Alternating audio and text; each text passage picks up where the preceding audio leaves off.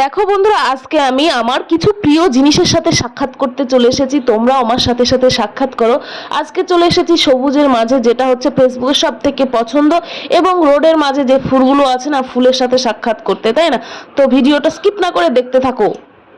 Hello guys, good morning. সবাইকে জানাই নতুন একটা ভিডিওতে স্বাগত। আশা করি আপনারা যে যেখান থেকে ভিডিওটা দেখছেন না কেন, ঈশ্বরের কৃপায় খুব সুস্থ আছেন এবং ভালো আছেন। আমিও ঈশ্বরের কৃপায় খুব ভালো আছি এবং সুস্থ আছি। তো ভিডিওটা স্কিপ না করে দেখতে থাকুন, আশা করি ভীষণ ভীষণ ভালো লাগবে। আজকে আমি কিছু দারুণ দারুণ জিনিস আপনাদেরকে শেয়ার করব।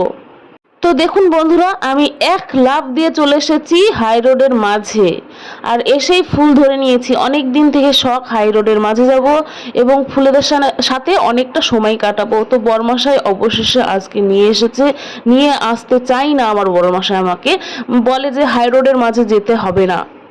তো বন্ধুরা, আমার বরমাসের কথা তো আমার শুনতে একটু ভালো লাগে না। আমার ফুল ভীষণ ভালো লাগে, মনে হয় কখন গিয়ে আমি জড়িয়ে ধরবো, ফুলগুলোকে আদর করব। তো কি করব বলো, ফুলগুলোকে তো আমি জড়িয়ে ধরতে পারবো না, গাছে আছে প্রচুর কাঁটা। আমার বরমশাই আমাকে সাবধান করে দিল যে তুমি কিন্তু গাছ ধরতে যেও না, প্রচুর কাঁটা রয়েছে, কাঁটা ভেঙে যাবে হাতে। তো কি করব, একটুখানি কিছু ফটোশুট করে নিলাম সেখান থেকে, তারপরে সাইডে আবার চলে আসলাম রাস্তা ক্রস করে। এটা কি গাছ বলো তো? এটা হচ্ছে আকন্দ ফুলের গাছ। এটা হচ্ছে বাবা ভোলানাথের পুজোর সময় লাগে, ঠিক আছে? অনেকেই চেনো। আর এই সাইডে না, এই গাছগুলো দেখতে পাচ্ছ, এটা বাবলা গাছের মতো। হ্যাঁ, বাবলা গাছ তো অবশ্যই আছে।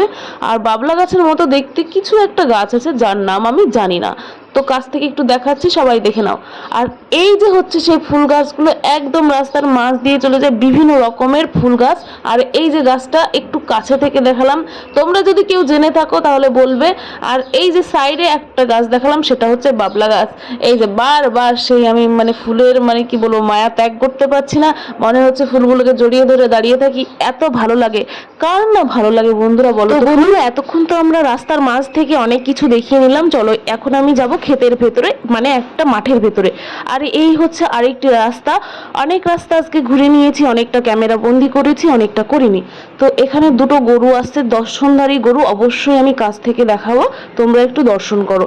আমার তো ভীষণ ভালো লাগছে, চারিদিকে নতুন নতুন গাছ দেখছি, নতুন নতুন ফুল, নতুন নতুন জায়গায় এসে নতুন নতুন জিনিস দেখতে কার না ভালো লাগে। এই যে হচ্ছে দর্শনধারী গরু। তো এরপরে এখন আমি নেমে যাব এখানে ক্ষেতের ভেতরে। তো অ্যাক্টিং শুরু করে দিয়েছি আমরা, অ্যাক্টিং কুইন আমি বিশেষ করে। তো যাকে এখানকার ধান ক্ষেতটা আমি একটু কাছে থেকে দেখাবো, চারিদিকে শুধু ধান আর ধান। তো ভিডিওটা কেমন লাগছে একটু কমেন্ট করে সবাই জানাবে, ভালো লাগলে একটু লাইক কমেন্ট শেয়ার করতে কেউ ভুলো না কিন্তু। তো চলো একটু কাছে থেকে দেখাই। আর এখানে এত গরম তবুও ধান চাষটা হচ্ছে, সেটাই ভাবার বিষয় যাকে। তো এখানকার ধানগুলো খুব ছোট ছোট হয়, কিন্তু চিকন হয়, খেতে খুব ভালো। এত ধান চাষ হয় তবুও কিন্তু চালের দাম কম নেই। তো চারিদিকে শুধু ধান আর ধান, আমি সেটাই দেখাচ্ছি হাত দিয়ে, তোমরা একটু দেখো। তো এই ভিডিওটা না আমি বিকেল থেকে স্টার্ট করেছি, কিন্তু সকালবেলায় ভয়েস ওভার দিচ্ছি, যার জন্য আমি গুড মর্নিং বলেছি।